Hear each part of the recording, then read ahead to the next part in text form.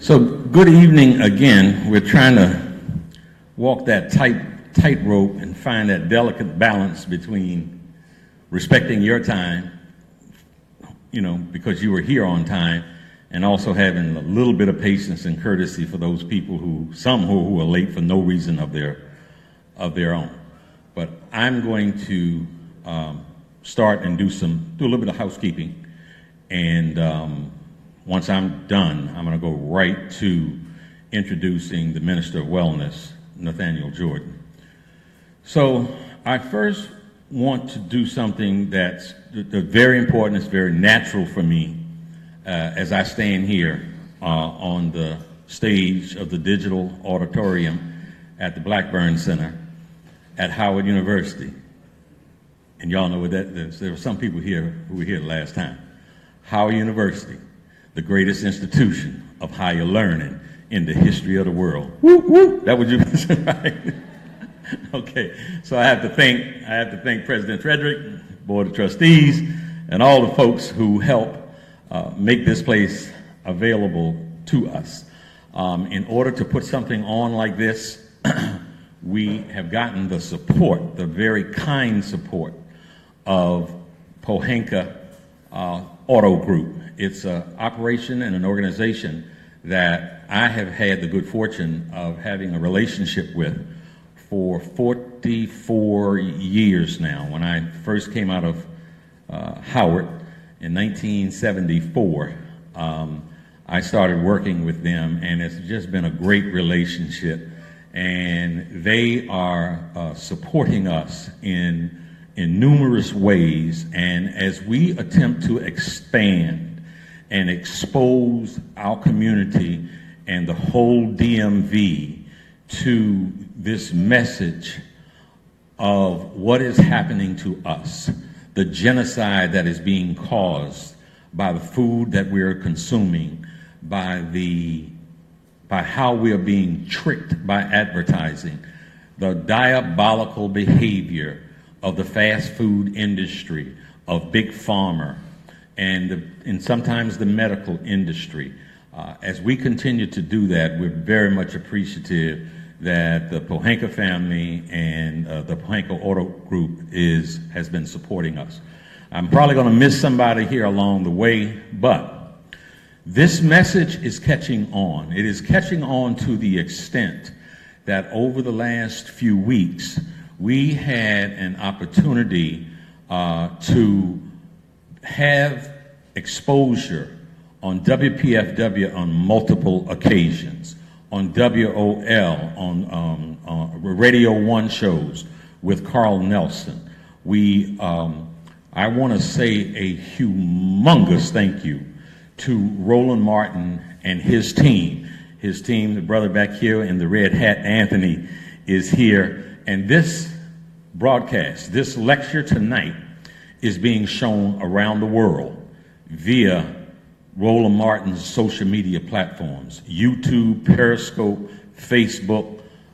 So for Roland, who is a seasoned, hardened journalist, who understands how to keep it real and who understands what is real, for him to support and embrace us is something that we are extremely, extremely grateful for. So a big shout out to Roland Martin and his media team. This morning, Nathaniel spent part of the morning rush hour on with the Black Eagle, Joe Madison. And Joe Madison also was extremely supportive. And so when we start to garner and capture that kind of exposure, we know that we are on the right track. I am here as a part of this because back in November, and I'm going to publish these pictures more widely, maybe tonight before I go to sleep or something, but I was down in Charlotte, North Carolina over the Thanksgiving holidays and to see my 3 beautiful granddaughters. And there's a brother there that I was just sitting in the lobby. I had a blue t-shirt with white lettering on, that said straight out of Howard University. And I'm just sitting in the lobby, you know, just very relaxed, you know, sort of unconscious of myself. And a brother snapped a picture with me and my two puppies, Monty and Bodie. Monty is going to be 5 years old tomorrow, so everybody wish her a happy birthday. So he took the picture, and, you know, like about a week later, he sent me the copy. And I looked, and I was like so fat. I mean, it's like, God, I didn't know I was. I mean, I had been eating and trying to put, like, okay, I don't want to keep gaining this weight, but I keep eating late at night butter pecan ice cream and chocolate cake and sweet, what is it called? Hot and sweet Utz potato chips. That was after my 2 o'clock throwdown of fried chicken, mashed potatoes and gravy, a double order string beans, cornbread, a couple of things of sweet tea, after a huge 4-egg breakfast with either ham, or sometimes I would get, you know, I'd be healthy and get fried catfish. But if I got the fried catfish, I always got a side of crispy. Come back to this table with no bacon that ain't crispy. Make it crispy. And a couple of biscuits. And I had sweet tea for breakfast also. And I just kept expanding. And I was like, I don't want to keep expanding, but I couldn't like figure it out. I never connected the dots. And this brother, Nathaniel Jordan, he reached out, we connected. Make a long story short, I implored him to come to Washington, D.C. from St. Louis, Missouri. I said, man, I don't want to go out like this. There was plenty of times I thought, maybe, you know what, hell, I'm 66 years old, and, you know, I'm fat, and, you know, I've kind of really lived a life. I just keep on being fat, but I didn't want to go out like that. I'm an athlete. I'm a former All-American baseball player at the university that's the greatest institution of higher learning in the history of the world, Howard University. I was an athlete here, man. I don't want to go out like that. So after some back and forth, he decided that he would come and give it a shot. And I told him, man, you come here, you know, obviously I know I've got to pay the freight, but I think what I'll be able to give you in terms of marketing and in terms of promotion, in terms of guidance and management, can help launch your career. He is going to be one of the great health coaches and lecturers and speakers of all time. I give a frame of reference for why I say that. Some of you all know a little bit about my past, that I've represented professional athletes. I've represented boxing champions, 2 heavyweight champions of the world, Riddick Big Daddy Bowe and Michael Spinks. And I've represented Steve Francis, the first-round draft pick, Juan Dixon, Chris Wilcox, Lonnie Baxter, a bunch of those folks, some first-round draft picks. And one of my best friends is Kenny Williams. Kenny Williams is the senior-ranking African-American in Major League Baseball. He is the president of the Chicago White Sox. And so I hang out with Kenny in training camp. And in training camp, they have their conditioning people there. They have their nutritionists there, the best that money can buy. Lamont Jones, a dear friend of mine, he ran the U.S. Olympic track and field program for a while. And so we hung out in Colorado. I had the opportunity to be around the best trainers, the best nutritionists in the world that money can buy. And at 32 years old, I have found Nathaniel Jordan to be as good, if not better, than all of them. So his future is absolutely bright. His rocket ship is taking off. It's being launched right here in Washington, D.C. Over the last week, we've gotten calls from Los Angeles, back in his hometown of St. Louis, Missouri, Jefferson City, Missouri, New York, and Tampa? Is that Tampa, Florida? Tampa, Florida. They're catching on to his message, to his passion, and to his sincerity, and to his brilliance when it comes to talking about diet and attempting to get healthy. His exposing a diabolical group of corporate entities that are for hire, that are much more interested in profit than they are interested in people. So get to him in just a second. What I want to say very quickly, because we now have a live streaming audience, is that this event is the third part of a 7-part health lecture series, and it's being held every month here at the greatest institution of higher learning in the history of the world, Howard University. Each month focuses on a different topic: high blood pressure, diabetes, prostate cancer, breast cancer, weight loss, food addiction, what Nathaniel calls the 12-headed monster of food addiction. And anybody out there in live streaming land or here locally that really wants to start the journey of helping to move themselves towards health, part of what you've got to understand is that 12-headed monster, and I've never heard anyone break it down like Nathaniel Jordan does. We can bring any of these health lectures to you out there in live streaming land. If you would like to have Nathaniel to come speak, you go to his website, www.theministerofwellness.com. That's www.theministerofwellness.com. Or you can call me. My telephone number is 301-782-2800, or send me an email at rock@rocknewman.com. That's rock@rocknewman.com. for any speaking engagements that might include either Nathaniel or myself. I really want to emphasize the critical nature of today's lecture, which we feel really needs to be heard by every single American concerned with mental health and reducing crime and violence. There is an escalation, there is an epidemic of crime and violence right here in the nation's capital.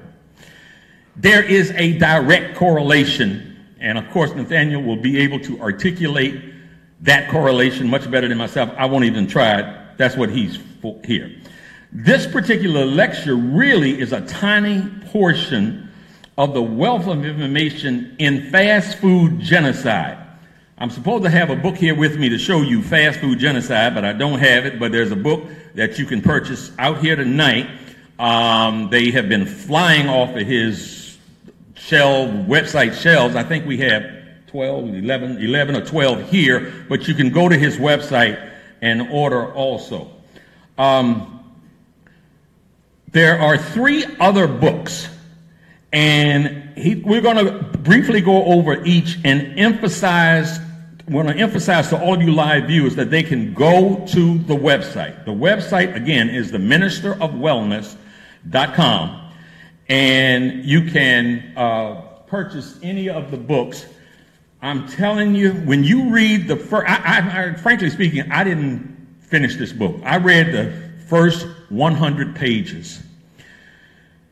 And I have an extremely large family. And I have 2 great nieces. Great nieces. They were born about a week apart. And now they're about 1 year old.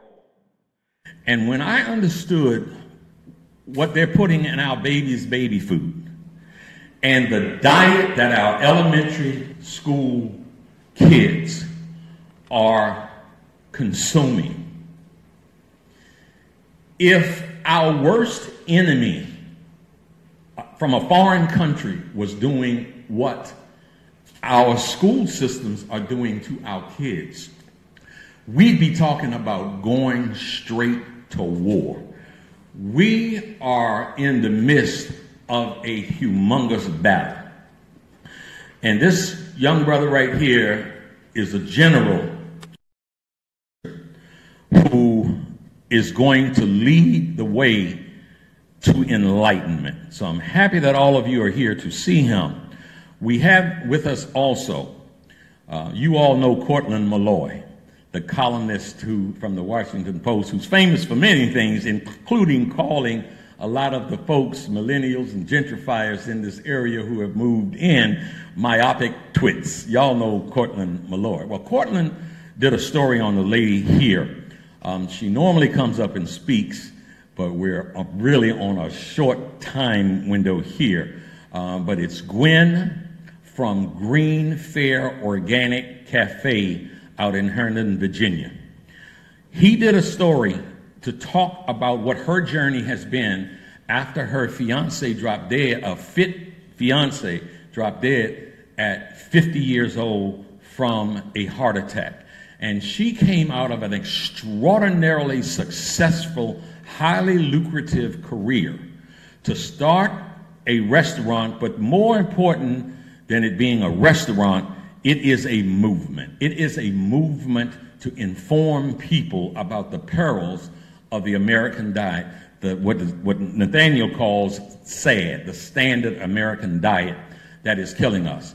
And according to Nathaniel, who knows what he's talking about, and Cortland Malloy, it is simply the finest, most purest food in a restaurant that is served in this area, and I think one of only 6 that is certified as fully organic. So Gwen, thank you for being with us.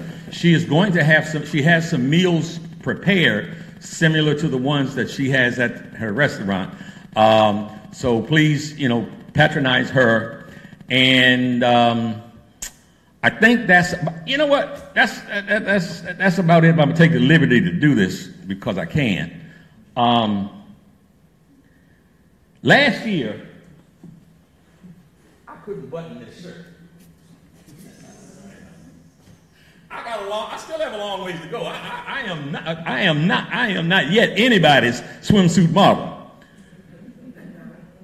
But I am like on my way without any worries or concerns, because this brother has helped me to connect those dots that I never could, and has helped give me the formula that is a formula that really guarantees success.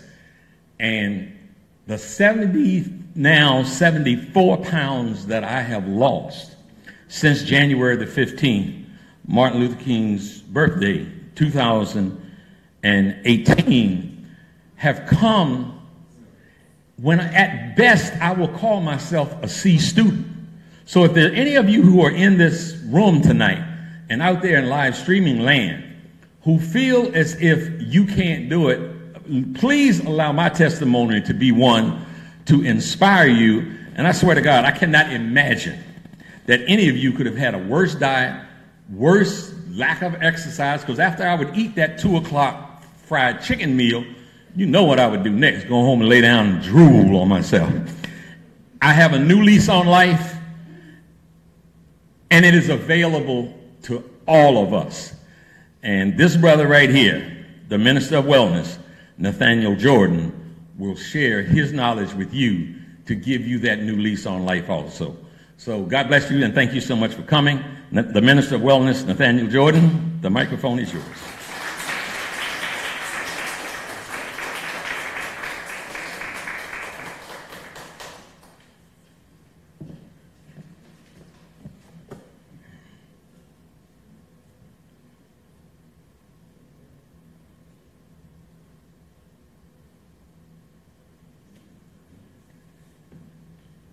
Good evening. So as always, I thank Brother Rock for his gracious introduction, to Howard University for allowing us to use this great institution for this mission that we're on. Brothers and sisters, I thank you all for supporting this work by making an investment in your health tonight. Genocide by diet, how junk food is creating an epidemic of mental illness and violence in America, but especially within the Black community. I want to prepare you all mentally that this is the most serious health lecture that I will ever give in my life. Everyone in this nation, from the senators on down to the single mom in the projects, needs to hear this message. You all ready for the truth this evening? All right. That was dead. You all ready for the truth? All right. All right. Now, I do want to give credit where credit is due, and Brother Rock touched on it earlier. A lot of this lecture that I'm about to give is a tiny microcosm of the wealth of information in this great textbook. And yes, I only have 11 copies left. However, once again, as Brother Rock mentioned, you can go on my website and purchase copies of this textbook. This book was written, Fast Food Genocide, by Dr. Joel Fuhrman and co-authored with Brother Robert Phillips. Dr. Fuhrman is a multiple New York Times best-selling author, and he has been helping people prevent and reverse disease for almost 30 years. I'm one of his success stories. Over 6 years ago, I lost 100 pounds, believe it or not, and I reversed high blood pressure. But Brother Robert Phillips, his testimonial is even more powerful than mine. He reversed sarcoidosis over 10 years ago. He worked for Merrill Lynch anti-terrorism force, and now he is helping Fuhrman, and he helped to produce much of the research in this book. So I want to thank them for giving me the permission to take, again, just a tiny sample of the information in this book, and then combine it with the voice of thunder that our Creator has blessed me to have, so that I can inspire you all this evening, and hopefully, of course, that everyone will receive this information. My brothers and sisters, we are amid an apocalyptic time as a nation. We are facing the complete debilitation of future generations if we don't start addressing and overcoming the million-pound elephant in the room. And that's the foundation of all positive change, our diet. Our unwillingness to discuss radically changing our diets because of addiction to these highly fake processed frankenfoods is contributing, not the sole cause, but it is a large contributor to the epidemic of mental illness, chronic disease, and crime. My goal as your minister of wellness tonight, and I'm going to ask you at the end that I achieve my goal, and I want you to give me an honest answer, is that you will leave here with the understanding that there is not a single social issue facing our nation that we can detach from what we eat.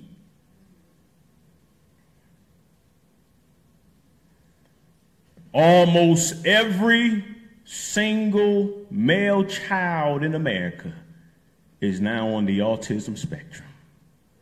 Now, some are just worse than others, but mental illness is destroying the next generation. Am I right?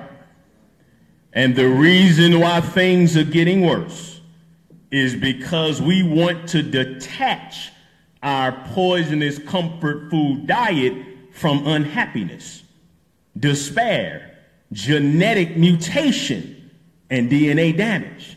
But the science is too strong, and we are too debilitated mentally and physically to continue in this mythical mindset. The diets of mothers, even before conception, has profound effects in determining the health, the immune system strength, and intelligence of her child. Yet because of horrific advice being given by OBGYNs, millions of mothers in ignorance are literally poisoning their children before they're born. And then they're born 9 months after being poisoned in the womb. And here comes the medical industry. They'll immediately stick them with numerous vaccines loaded with neurological poisons like mercury and lead and aluminum and even embalming fluid. And we wonder why childhood cancer is now the leading cause of death in our children outside of accidents. And we have lead scientists that are predicting that at the rate we're going, half of all of our boys will be full-blown autistic. This is a social justice message. There cannot be a discussion on the well-being of children and infant mortality without including their systematic destruction by food and medicine. You all look shocked already, and I'm just getting started. You all right? Whether you're talking about learning disabilities, poor school performance, aggression, despair, diet, what we eat plays a significant role in these issues. We cannot drug our way out of mental and physical illness. We've tried and we continue to try, and it's a disaster. Medicine, the medical industry, is the #1 cause of death and bankruptcy in America. Hiding symptoms of a diet-induced disease is futile, especially since when you use a pill to hide symptoms, the pill destroys hundreds of other bodily functions. Am I right about it? Despite spending almost 30% of our entire national income on health care, we remain the most overweight and sickliest nation in world history. And Black Americans, we lead in every single negative health category, I'm sad to say. The #1 cause of death in Black men ages 14 through 35 is homicide. Aggression and violence continues to plague our communities, yet not one social effort focuses on the role our brain-damaging diet plays in violence. Unhealthy foods even perpetuates drug addiction and other crimes. Oh yeah, the science has been written in stone on these things for decades. I'm going to show you that later. The science is just being hidden from the masses. It's a pipe dream to believe we will ever stop killing each other until we get down to the root cause of mental illness: diet. Compared to whites, Black Americans living in inner cities, 40 or less likely to complete high school, 47% more likely to develop high blood pressure, 50% more likely to die from heart disease. This is genocide by diet at work right in our communities, but we're ignoring it because of food addiction. 80% more likely to suffer from fatal stroke, 77% more likely to develop diabetes, 4 times more likely to develop kidney failure, we get the same cancer, but then we die from it much more aggressively. And then we're almost 2 times more likely to develop Alzheimer's and dementia. Those terrible health statistics are directly linked to diet. But here's what else is linked to diet. Diminished concentration and intelligence is also linked to what we eat. It's high time we understand and accept without a shadow of a doubt that we are what we eat. We're passing down damaged genes and DNA to our children, leading to the perpetuation of the myth of genetic superiority by influential races who support eugenics. However, the science shows that chronic disease and mental illness is far more influenced by environmental exposure and diet, with only a relative small influence from genetics. You all following me? So I don't care what your big former controlled puppet of a medical doctor told you or told you about your child. Nutrition overpowers genetics.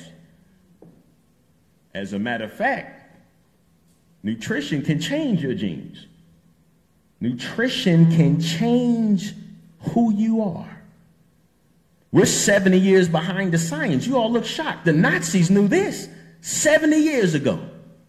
And that's why they had the most advanced nutritional program for their time. Even the devil himself, Adolf Hitler, was a vegan.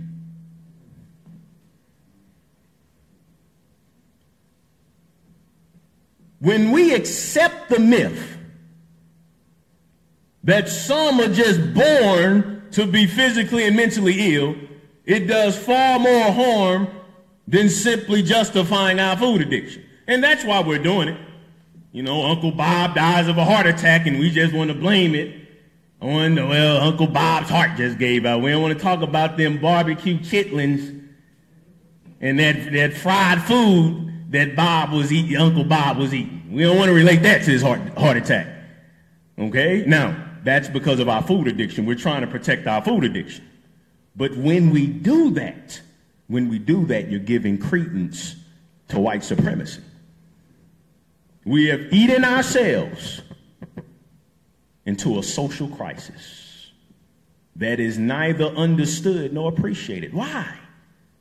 Why is it so hard? Why, before I even came up here, I'm seeing negative comments on the live stream about you telling me a bag of potato chips can contribute. Why are we so detached from the fact that our brain controls our behavior and our brain is controlled by what we eat? Why is that so hard for us to understand? Food addiction. Food addiction. It all goes back to food addiction. Follow me here. It's not comfortable to be a crackhead and talk about other crackheads. Am I right? Likewise, it's not comfortable to talk about how white flour, white sugar, white pastas, and all of these other it's not comfortable to talk about how our favorite foods are contributing to black-on-black crime. But for the sake of our children, it's time we get uncomfortable before it's too late. And I commend every last one of you for coming out here this evening and having the courage to get uncomfortable with me. Because it's not easy. It's not easy, but we have to do it. It's time to end the nonsense, the complicated shenanigans of the medical industry. We already have the answers to autoimmune disease, breast cancer, prostate cancer, mental illness, and all of these other diseases. The answer has existed for millions of years before there was ever big pharma. A nutrient-dense, plant-rich diet. But the food industry has loaded the supermarkets with fake foods pumped with psychiatric drugs that are so dopamine stimulating that too many of us would rather suffer and die than to give up the high we get from these favorite Franken foods. Let me give you an example. We'll poison our cells over the course of many years until those poisoned cells clump together and form a tumor. That's called cancer. You all follow me? And then instead of facing the fact that the tumor came about because of diet, we march around. We march around. And then we demand a magical pill from a for-profit cancer industry to instantly take away a tumor that took 40 to 50 years of poor nutrition to develop, as if they gonna bankrupt themselves and give us that type of pill in the first place. That mentality, that insane reasoning, speaks to the incredible ignorance that we are operating on when it comes to the critical role diet plays in every facet of our lives. So, before I delve deep into the science, you all with me so far? Before I delve deep into the science showing how our food addiction is causing all of these social problems in our communities, I have to give you a basic understanding of food addiction. Now, next month's lecture, July 26, 6 p.m., we'll be right back here. The entire lecture is going to focus on the 12 components of food addiction that I've identified. 12 components. Okay? And most of those components I discovered from health coaching the most hard-headed client that I've ever had in my life, and that's Brother Rock Newman.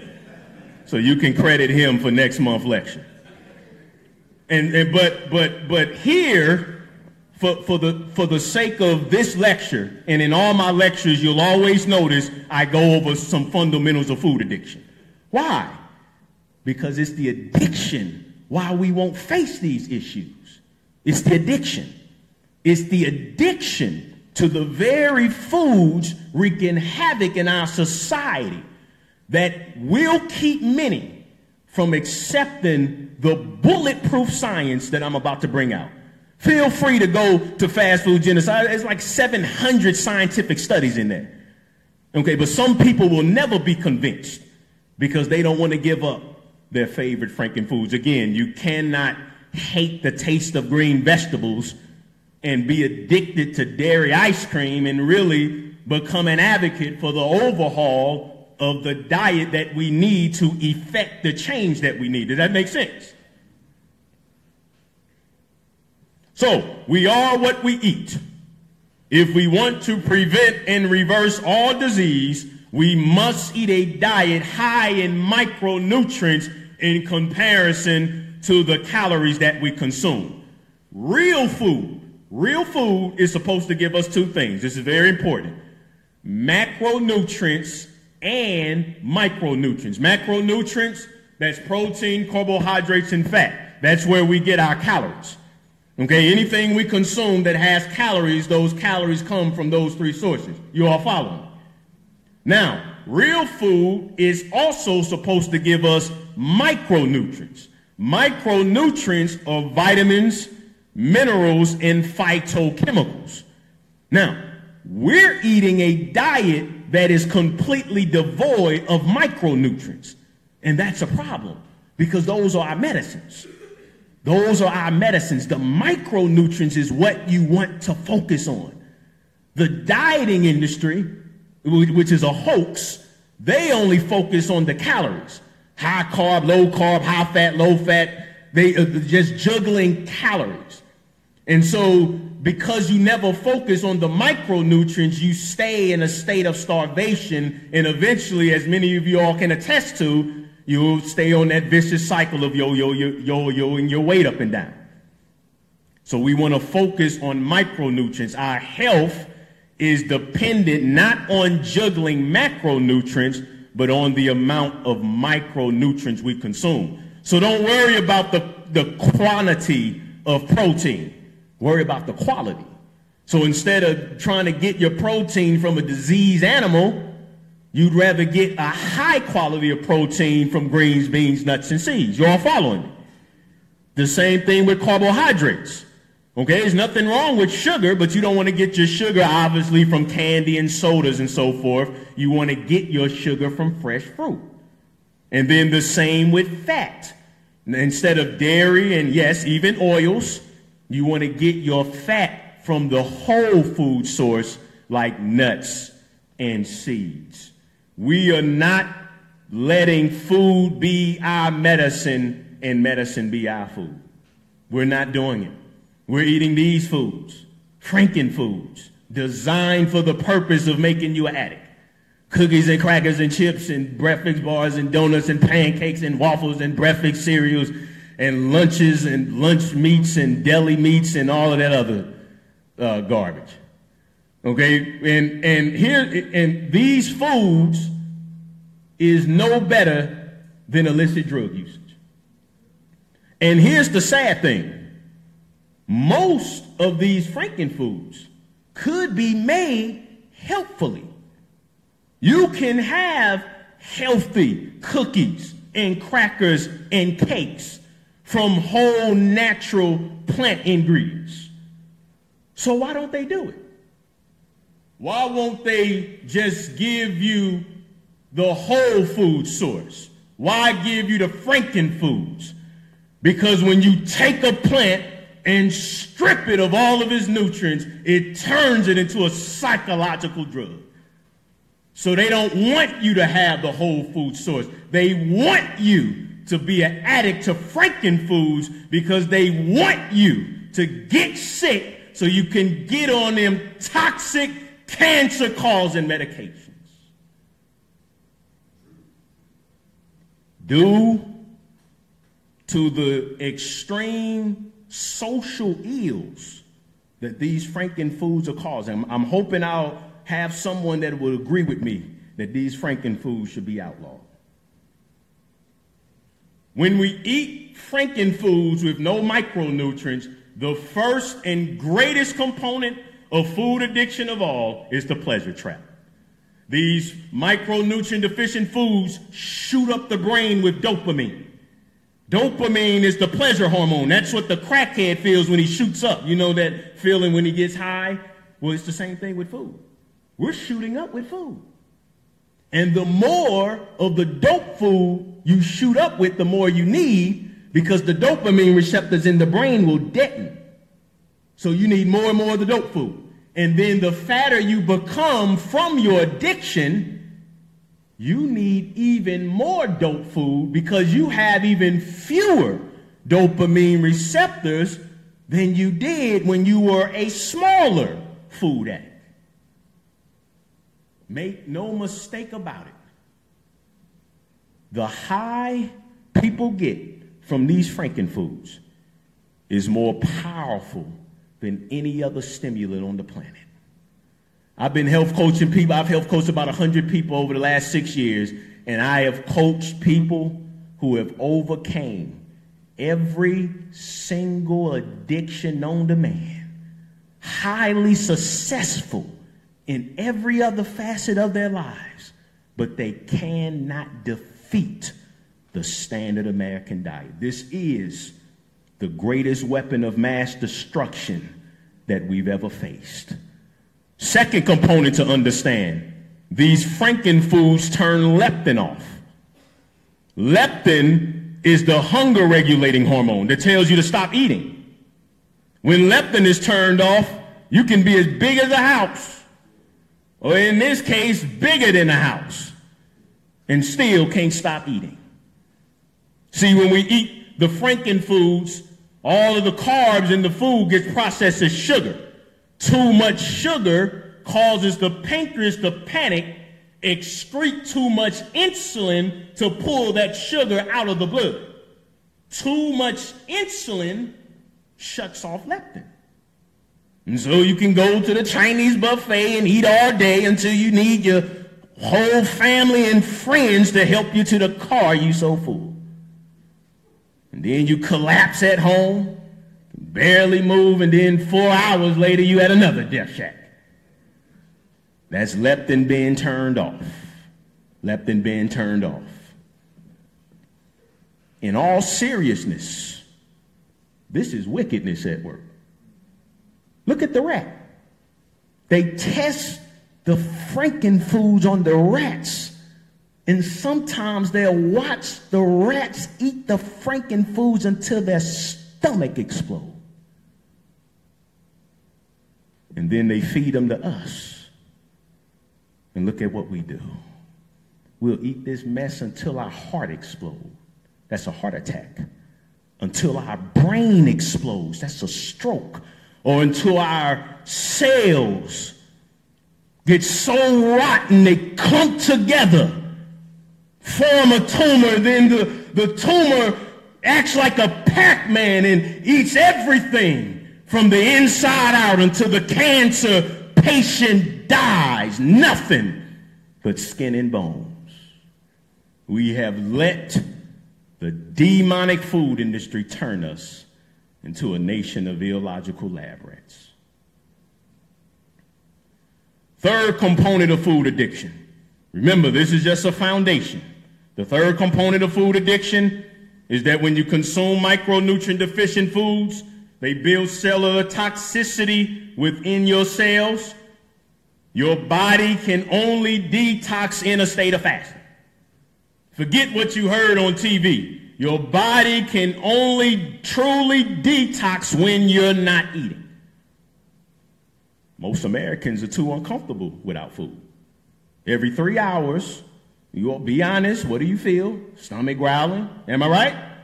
Head hurt, shaky, irritated. Some people bend all over until they get to the vending machine and they barely make it, and then pop something in their mouth and then they pop right back up. That's not hunger. That's not hunger. Okay, that's toxic hunger. True hunger is felt right here in the mouth and in the throat. True hunger releases you from the bondage of food. When your cells are clean, you can live as long as possible until your body needs an absolute need for food. And it's so liberating.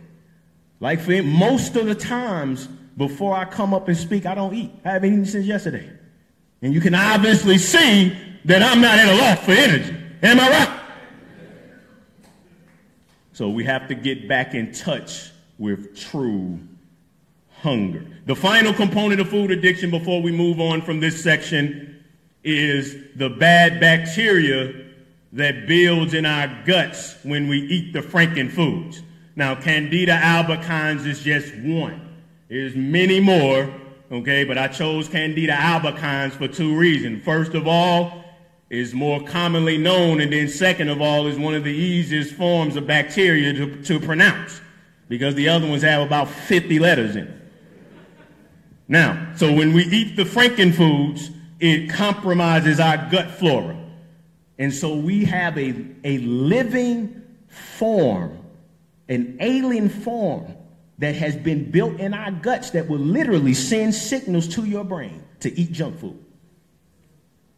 So many of your sugar cravings, your cravings for fried food, your cravings for oils, many of those cravings is being produced by bad bacteria in your gut.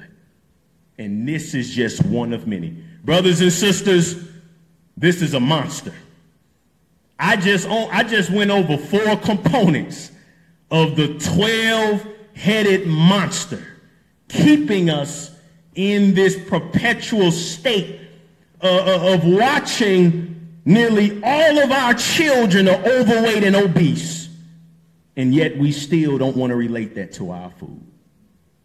So now, since you all have that basic understanding, it's time that we take a scuba dive into what is being birthed from our food addiction.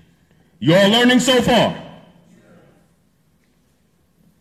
Many of our children are suffering insidious brain damage due to a lack of access to healthy food. Research shows that poor glucose control leads to a shortage of self-control and a propensity for violence.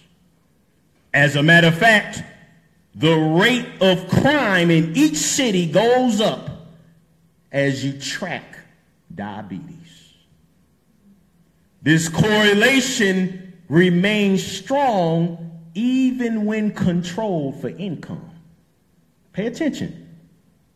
The science shows that disease is more closely linked to crime than economics.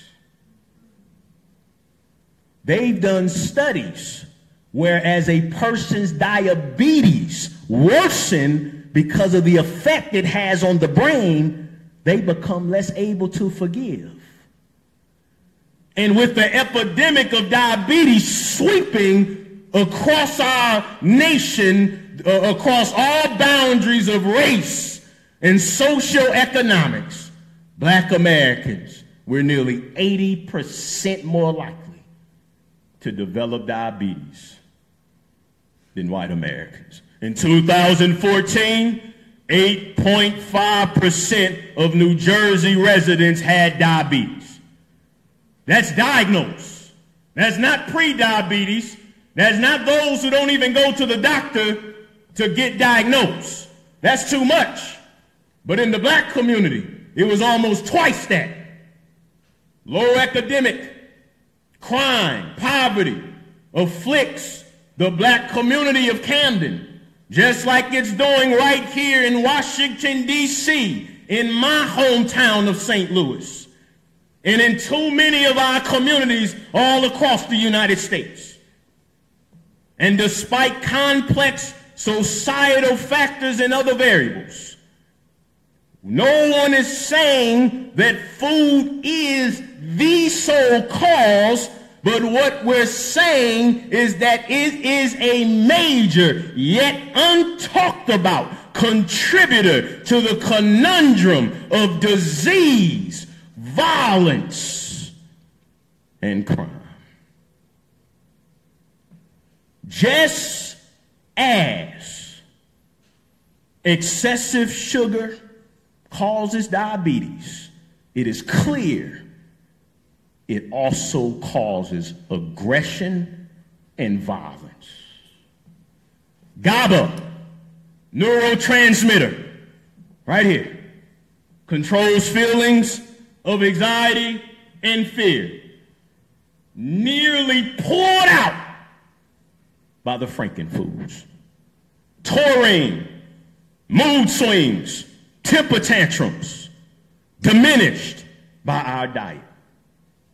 Glutamine controls your ability to pay attention and aggressive behavior. Melatonin controls blood pressure, depression, aggression, growth and development in children.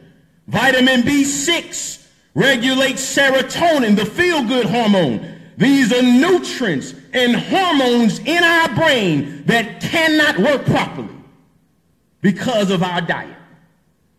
Glycine keeps you from having mental breakdowns and nervous disorders. These nutrients can't work. Our brains can't work. What I've just gone over with you has been known for decades. The standard American diet is being used as a form of biological warfare against the brains of the masses, especially Black children.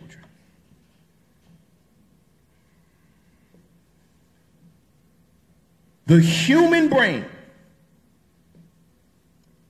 the most complex structure known to humanity, is under attack. The brain, so much more than any other organ in our body, is exquisitely dependent on micronutrients. And even tiny amounts of unnatural foods can damage our brains. It's very clear, my brothers and sisters, that your creativity, your concentration, your work ethic, your determination, your patience, your intelligence, your happiness levels, all of those behaviors depend on sufficient micronutrient exposure early in life. The diet we're eating is making it impossible for our brains to function properly. Without sufficient micronutrients only found in abundance in whole natural plant foods, you cannot function properly in everyday life. And if you think you're functioning properly, well, I'm doing just fine, I don't know what you're talking about. If you think that, I guarantee you, start eating to live, feed your brain right, wherever you're at right now, you will be able to perform 100 times better. The standard American diet is beyond sad. S-A-D, standard American diet. It's beyond sad. It's chemical terrorism. I mean, look at the chart. Look at the chart here. Only 11% of calories come from colorful produce. Only 11%. But guess what? It's much worse than that. Because the government counts French fries as vegetables. Ketchup as vegetables. The truth is, most Americans consume less than 3% of their calories from colorful produce. I've thought about that. And I've come to the conclusion that you could not have designed a better diet to create mental illness than if you paid the devil himself to do it. The standard American diet does not contain the vast amount of micronutrients and fatty acid balance needed for our brains to function optimally. Unhappiness, sadness, anxiety, and anger are all subclinical deficiencies that are far too common in everyday. I tell you, I am happy and thankful to our Creator every day. I make it home after driving on these roads with all of this anger and road rage. As a matter of fact, we had a poll carried out by CNN in 2015, and they revealed that 69% of Americans are angry. The standard American diet is missing not only micronutrients, but a special class of micronutrients called phytochemicals. Phyto means plant.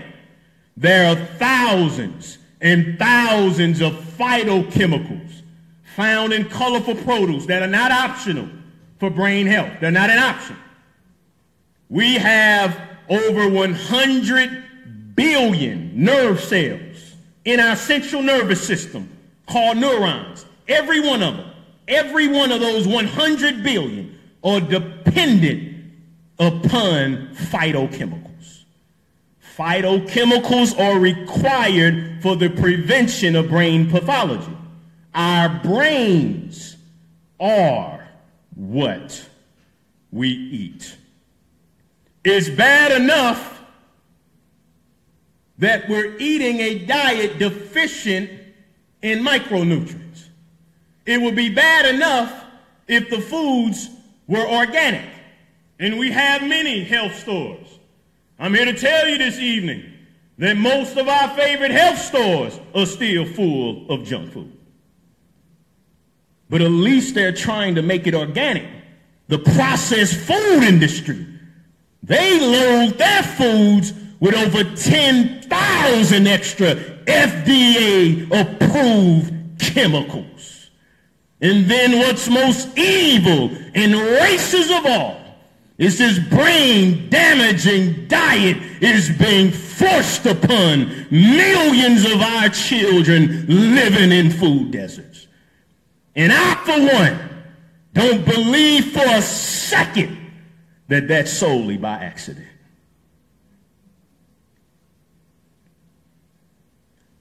This is the hardest part of the entire lecture for me to get through.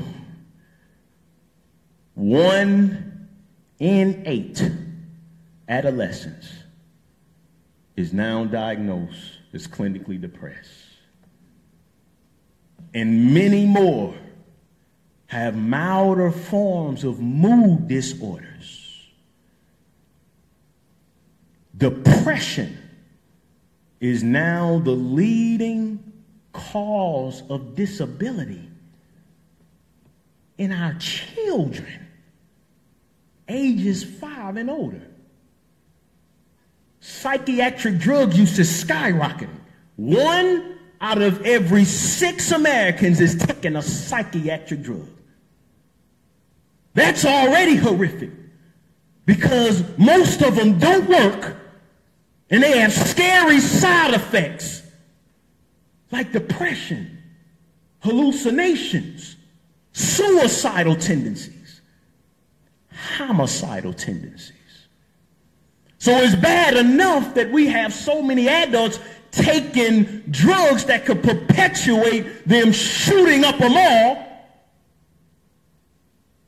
But now we have millions of children taking these drugs. Over 4 million children ages 6 through 12 are taking psych drugs. 400,000 toddlers taking psych drugs. Gets worse. 300,000 nearly babies under the age of 1 taking psych drugs. And the numbers are much worse because we have psychiatrists who are issuing babies off-label psychiatric drugs for purposes the drugs aren't even intended to treat. Experimenting on the brains of babies. And no one talks about this in relation to the epidemic of school shootings. Can I keep on telling the truth this evening? No one relates this. Make them brain damage with the food. Turn them over to the psychiatric industry. And then they get in the hallucination, shoot up their whole classroom. And nobody thinks for a second about how it started. Because the ones profiting from this suffering and this death, they control nearly every facet of our society.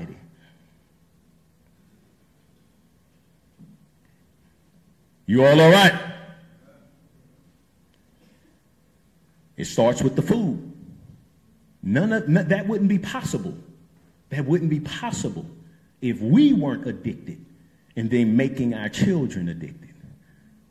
I forgot to mention in the last slide that the #1 prescribed psych drug isn't ADHD. We all hear about that, right? That's what you all probably thought, like, okay, the ADHD. No, not even drugs for depression. Anti-anxiety.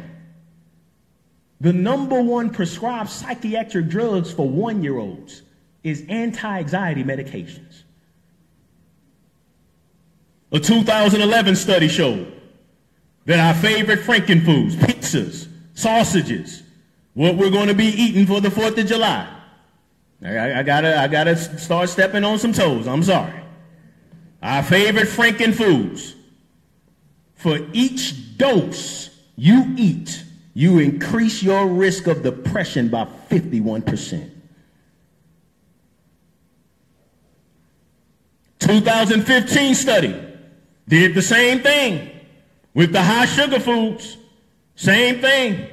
Depression, anxiety. We all know this is true, even me. I'm in the fight with you. We all know it's true. We eat something high in sugar, we experience that sugar crash, and we can see a change in our mood. Am I right? So we're underestimating. What we're doing is underestimating the cumulative effect that these Franken foods are having on our minds and the brains of our children. But TV knows. TV knows once you pop, the fun don't stop. Even when you want it to stop, or even when it's popping your heart, you still can't stop. See, they making fun of us. You go 4 hours without eating a Snicker and you turn into a sociopath. That's hunger. You seen the commercials, right?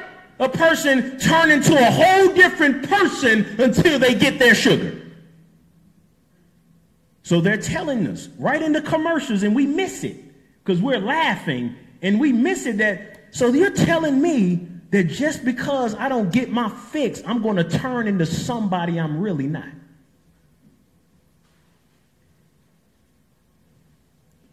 There is no moderation in our bodies. I'm sorry. I stand here before you today just a human being, a man of flesh and blood just like you. I'm in this fight also. I'm in this fight also. That's why I can help you all. I've lost 100 pounds and kept it off for over 6 years, and every day I still got to fight myself not to go back to the foods that got me to 260. Every day.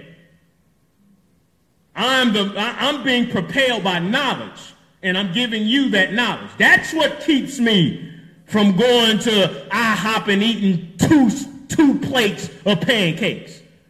It's the knowledge. It's the knowledge. It's not because I'm better than you. You can do it too. You can do it too. If I can do it, you can do it. But you have to understand there is no moderation.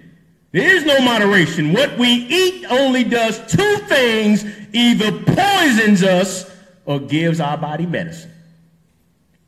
These foods, they tested them on 5-year-olds.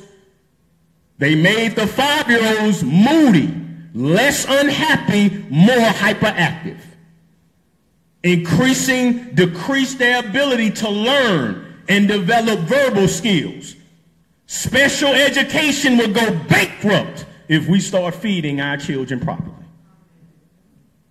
It's clear when you shoot the brain up with sugar and then that sugar drops, it causes nervousness, irritability, and full-blown aggressive outbursts in susceptible individuals. This is a social justice issue. We cannot talk about childhood behavior without discussing diet. And with that said, I do want to commend somebody from Prince George County. Before I came up here, they sent me a long email saying, when the schools come back, brother, you have to talk. We want you to talk to all of our teachers about food. And I'm going to give them this lecture. I'm going to give them this lecture. That's excellent news. We have to change. Deficiencies is not just the high sugar foods. The whole standard American diet is destructive. This is probably the worst of all.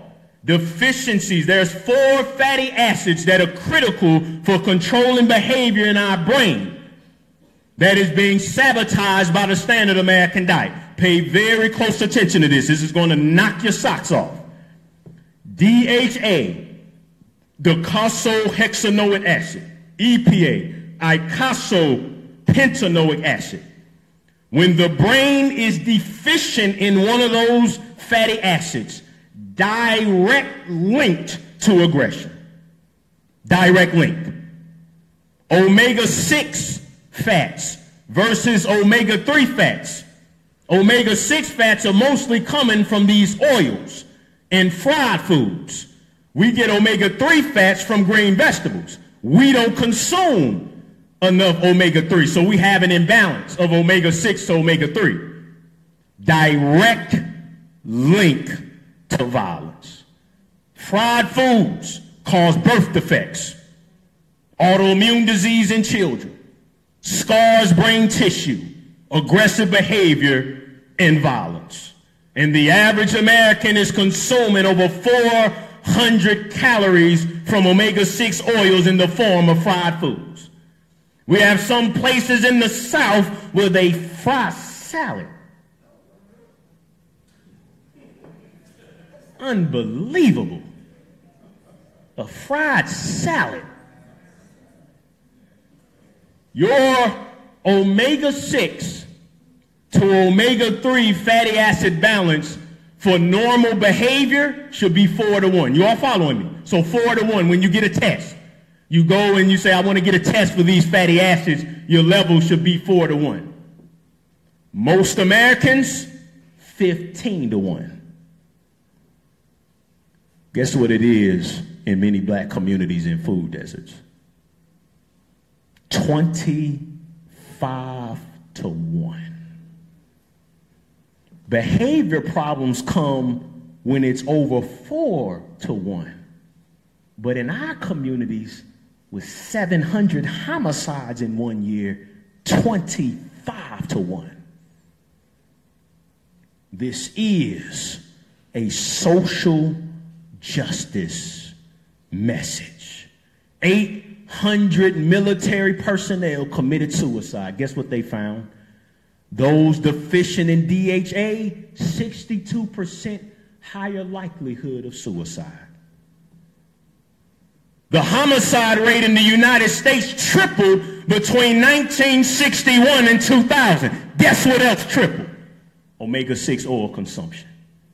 Come on, Minister Weldon. You just making stuff up. No, the National Institute of Health, they didn't believe it either. So they said, listen, we're going to really put this to the test. They took 12 different type of oils, soy, corn, canola. Those are our favorites in these processed frankenfoods. And they looked at multiple countries, including our own. They couldn't believe it. They were like, no, we got to test this thing out. And they still found a direct correlation between the higher the omega-6 oils consumed versus homicide within that country. Deficiencies in DHA and EPA will lower your intelligence, causing poor school performance, aggression and hostility, anxiety and depression, brain shrinkage, memory loss, other cognitive problems, Alzheimer's, and dementia. Take it up with the National Institute of Health. I'm just a messenger. Too many of us are damaging our brains. Damaging our brains when we're young, the brains of our children. And then we continue to damage our brains as we get older. And then that leads us to the ultimate form of mental illness, Alzheimer's and dementia. We are in the midst of a tripling of Alzheimer's and dementia. A tripling. And within this tripling of Alzheimer's and dementia, black Americans are 2 times more likely to develop Alzheimer's and dementia. So what I'm saying is that we don't start overcoming our greatest weapon, the school to prison pipeline is going to be replaced with the school to nursing home pipeline. The studies are clear. The children who eat a healthier diet perform better in school, better math skills, reading skills, verbal skills. It's clear. They're happier. They behave better, contrary to their peers who are being poisoned by frankenfoods. Am I making a believer out of somebody this evening? These frankenfoods destroys us from the inside out and affects how we treat each other. They affect how we think, how we behave, and how we act. We cannot have a discussion on the chaos in our schools without discussing our diet. They even did an IQ test and showed that toddlers who eat a lot of fruits and vegetables, they score up to 8.5 years higher on their IQ test. And then they also showed that exercise is important too for the brain health of children. And that's been even shown in the mainstream. See, the mainstream, they're terrified of talking about diet because, see, that starts playing with the money. You all following?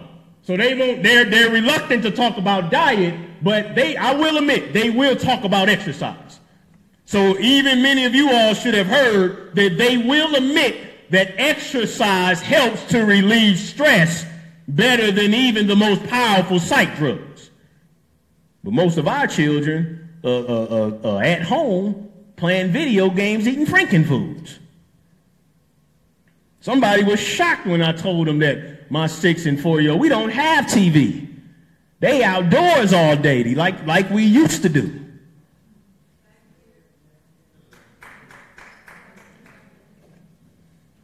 Despite all this science that I'm bringing out, parents, future parents, despite all this science we're bringing out, we are sending our children off to school with a bunch of frankenfoods, a bunch of sugar, a bunch of diseased animals. And then we expect them to learn. But then what's worse is that once we send them to school, the school lunch program is feeding our children food far worse than any other death shacks. Food rejected by McDonald's. No worries, we'll give them to your children at school. Food that that's so contaminated, even none of the death shack, the Burger King, all of them, they won't accept it. And they'll just take it and give it to the schools and give it to our children. The school to prison pipeline starts with the nutrition they're giving our children. We absolutely can't tolerate that. That lunch line should be empty. That breakfast line should be empty. There should be no children in that line until their pockets break and they feed our children the diet of human beings. Brothers and sisters, if we could come together and boycott for the sake of where we sit on a school bus or on a bus, surely we can come together and boycott for the sake of the health of our children. Anybody with me on that?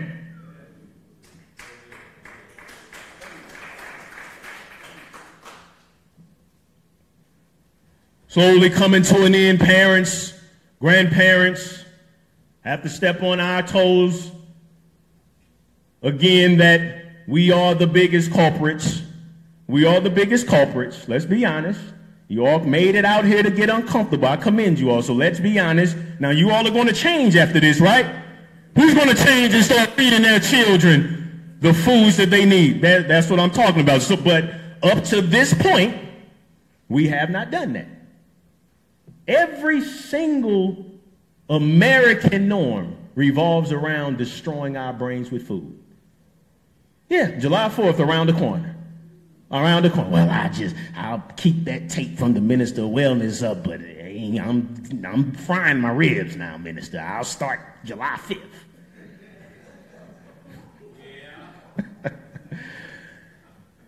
It's high time that we change this, because you all have now learned that the diet you feed your children affects their emotional stability, their happiness, and their ability to achieve an optimal education.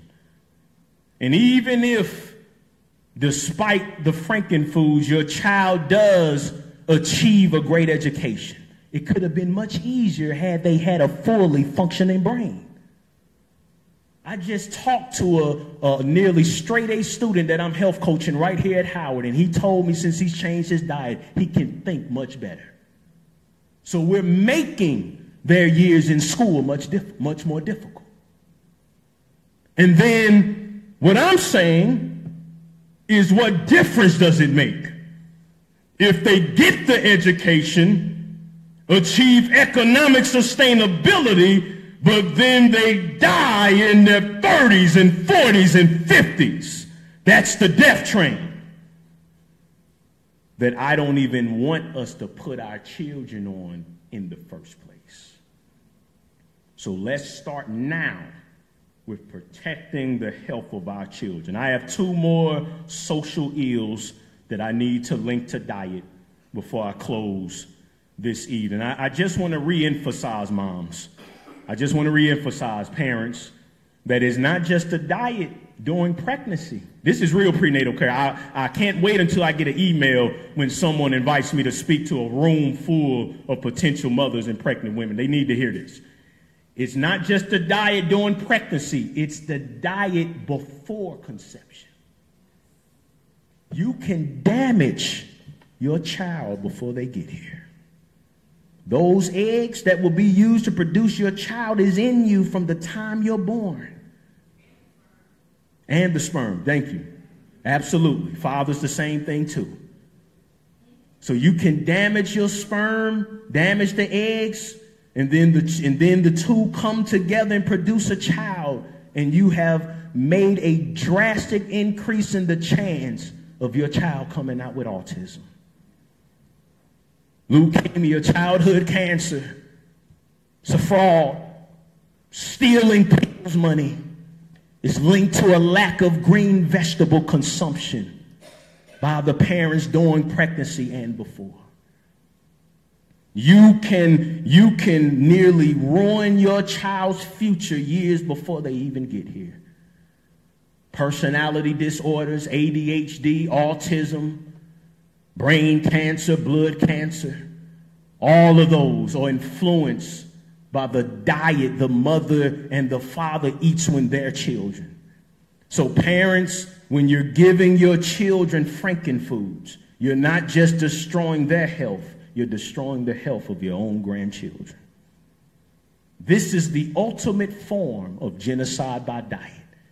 Kill them before they get here. Destroy them before they get here. We don't want to wait until they become adults and get sick. No, that's too long. We want them on their medications from birth to death. That's the ultimate form. It's called epigenetics. We have been seduced into destroying the health of our children before they even breathe their first breath of life. They went into prison with violent adults. Somebody went into prison, and all they did was give them supplements for their brains. Antisocial behavior dropped almost 30%. They didn't even change their diet. They just gave them supplements for their brain and saw a change. They've duplicated this over and over. They went into a high school for troubled youth, cast away by society, given up on, told they will never amount to nothing. Let's just huddle them into a school together and watch them self-destruct. But somebody came in there. They took out candy, took out soda, replaced it with better food. Vandalism dropped. Expulsions almost disappeared. Suspensions almost disappeared. Negative behavior, weapons violations, and even suicide attempts almost completely disappeared when they gave the troubled youth a chance to think correctly by simply changing their diet. and a behavior scientist named Iva Musteroo, she looked at all of this and almost in exasperation, she wrote in an article, "This is obvious. Get these freaking foods out of the prison. Change their diet. We really serious about reducing recidivism, reducing mass incarceration. We know that if we give the prisoners nutritional education with life skills, we could almost eliminate recidivism, because when the stresses of post-prison life come upon them, a nourished brain will allow them to make better decisions instead of poor decisions to throw them back into slavery." Have they listened? No. Because the prison industry is a $1 trillion industry. They are not trying to reduce anything. They're not trying to reduce anything. Not even parental attitudes. Like I said, people that don't believe this, the scientists don't either. So they've already examined this to the core. Like they do not believe this themselves. So they said, okay, now look, man, it has to be parental attitudes. They had bad parents. Okay, that plays a role. That plays a role. They said, okay, man, this is some personality disorders. That played a role. That played a role. Man, this is a stressful home environment that caused them. That played a role. But still, the strongest correlation over and over and over between adult violent crime is the diet that they were fed when they were children.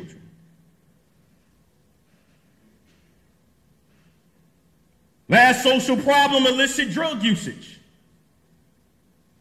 Illicit drug usage. Let me dispel this myth right here. Black people do not use illicit drugs more than other races. Am I right? That's a myth. That's a myth. All races in all socioeconomic classes in America is being debilitated and destroyed by drug abuse. As a former police officer for 7 years, I definitively state, without a shadow of a doubt, that the only reason why there are more black people in prison for drug-related offenses is 100% related to systematic racism within the criminal justice system. Am I right, I said?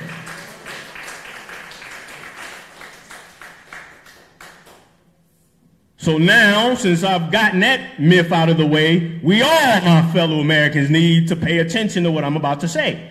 A malnourished brain contributes to drug addiction. A malnourished brain contributes to drug. Now, once again, I have to keep repeating this, but I know somebody, their addiction's still not going to let them listen. I'm not saying it's the 100% cause of drug addiction, but it is a large factor that's not talked about. When they treat alcoholics with nutrition combined with their alcohol addiction classes, they do much better in overcoming their addiction. The frankenfoods are a gateway drug to other harder drugs. A malnourished brain constantly seeks pleasure to make it feel better, setting itself up for more harder drugs as a way with coping with life. So this is a social justice issue. This is the biggest social justice, civil rights issue facing our nation. Even alcoholics, crack addicts, heroin addicts, whatever they're doing in their treatment, there needs to be a significant component in their recovery talking about how to nourish their brains. And now, After 1 hour 7 minutes of giving you the bad news, I'm going to perform a magic trick. In one slide, in 2 minutes, I present to you the answer. A whole foods, nutrient-dense, plant-rich diet. That's it. All of the science that I have to go through, all of the convincing, all of that is to get through the genocide that has created this microcosm of ignorance. And then because the foods are so addicting, we want to be ignorant. So I have to weave through all of that just to get to this. Eat foods that human beings are supposed to eat. Let food be your medicine. Let me change that. Food, whether we like it or not, is our medicine.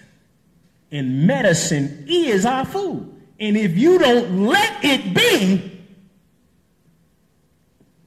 well, we see the results. And these are the foods that we should use as the foundation of that plant-rich diet, the G-bombs. You should have this acronym memorized. All Americans should know this acronym: greens, beans, onions, mushrooms, berries, and seeds. Your immune system special forces. The miraculous healing power in these foods is more incredible than anything you could possibly imagine. This is the answer to heart disease. This is the answer to stroke. This is the answer to diabetes. And these foods can start the healing process of our brains, so desperately needed to start the healing process in our communities. In conclusion, these frankenfoods are keeping our nation sick and our poor people poor. They become unable to escape the vicious cycle of poverty, disease, and crime. To solve this problem of disease, crime, and the disenfranchisement of a segment of our population, we must assure that everyone has access to the information in this lecture, access to healthy foods, and understands the importance of eating healthily. Now I ask, brothers and sisters, did I do my job tonight as your minister of wellness? Did I do my job? So I convinced you all that this is the most critical social and civil rights message that we're facing. I can go home with a clear conscience. Equal opportunity can only begin with the gift of a healthy brain. It is high time for a health revolution in America. And I have determined in my heart that although I went over some mighty mountains and the storms are destructive and the valleys may seem too wide, the truth about health and wellness will rise. My brothers and sisters, so help me God, I will not stop proclaiming the truth about health and wellness until wellness rolls down like waters and healing as a mighty stream. I will not stop until complete mental healing in all of our youth have occurred, and therefore they will beat their guns in the plowshares and their knives in the pruning hooks. Gang member will no longer fight gang member, and even throughout our most violent communities, they will no longer learn to war against each other anymore. I will not stop until this knowledge covers the entire earth as the waters cover the sea. We will sing a new song, different than what we sang during the civil rights era. One glorious day, when all forms of genocide have been overcame, we will proclaim in an accomplished sense that we overcame deep in our hearts. We did believe that we would overcome. God bless you all.